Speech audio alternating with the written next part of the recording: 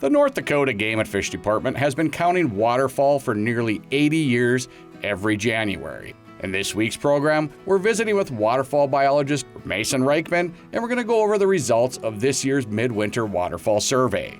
I'm Mike Anderson with the North Dakota Game and Fish Department.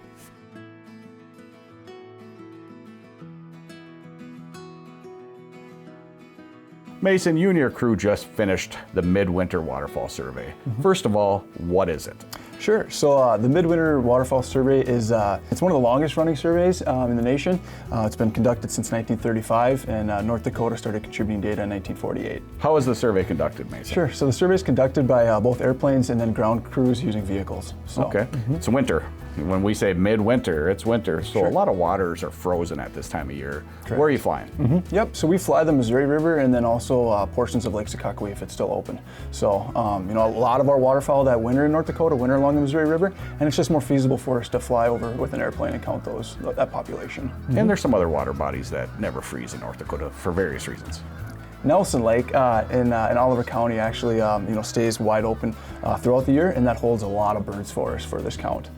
So you guys, first, second week in January, you take these fixed-winged airplanes and you fly up the river, and how do you count these Yeah, geese? we do. So yep. So we got obviously the pilots in front of me and the biologist is in the back, and we just look off both sides of the airplane and try to get a good estimate of the waterfowl utilizing the river in the Lake Sakakawea.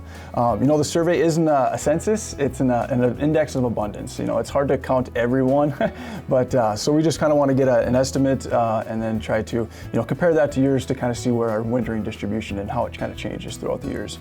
Okay, so how many total geese this year did you guys find during the survey? Sure. So total number of geese we found throughout North Dakota was 135,000, and then roughly 9,500 mallards across the state. Okay, and how many on the Missouri River?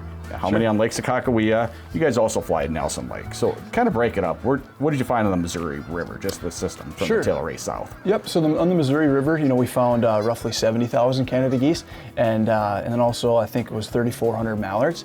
And again, that's the Missouri River. So, and then Lake Sakakawea, we added additional 39,000 Canada geese, and roughly I think 1,400 to 1,800 mallards. Okay, how about Nelson Lake? Sure, so Nelson Lake, we counted roughly 17,000 Canada geese, and then along with another 3,400 mallards. How about some of the other open water areas? Yep, so across the state, we ended up, besides the Missouri River, Nelson Lake and Lake Sakakawea, we counted about 8,500 or 8,900 Canada geese, and then another 500 mallards. So a majority of the birds that we counted were within Nelson Lake and the Missouri River system. Sometimes Lake Sakakawea is frozen. I think last year during the survey it was frozen before the survey started. Does that impact the numbers that you guys find every year? It does, yep. Depending on that time up when it does freeze up. So like last year I believe we counted around 88,000 Canada geese, and it was due likely to Lake Sakakawea being froze up. The previous year, so 2024, that was a record-breaking year for the survey.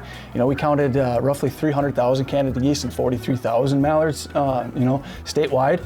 But that was relatively due to the mild conditions, the mild December that we had leading up to the survey. Right, and when there's snow on the landscape, they need to feed. So explain that. Correct. Yep. So even this year, I feel like our numbers would have been a little bit higher than what we counted if we wouldn't have received those snowstorms in late November, early December like we did.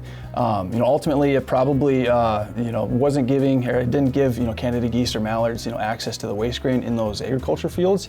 But those geese and ducks that did stick around through those snowstorms, it did get pretty mild, and a lot of the snow melted off those agriculture fields, so those geese were able to come back in and access that waste grain. Okay, so is this an average year? Yep, I would say this year's pretty average. Yep. Okay. What do you use the results for, Mason? Sure. So so the Midwinter Survey, it started in 1935, and it's one of the longest running surveys in the nation. And North Dakota didn't start contributing data till 1948. But the main reason for the survey is just to get an actual winter distribution of waterfowl populations within North Dakota, and then also other states that conduct the survey. A lot of great information, Mason. Well, thank you. Yeah, thank you, Mike.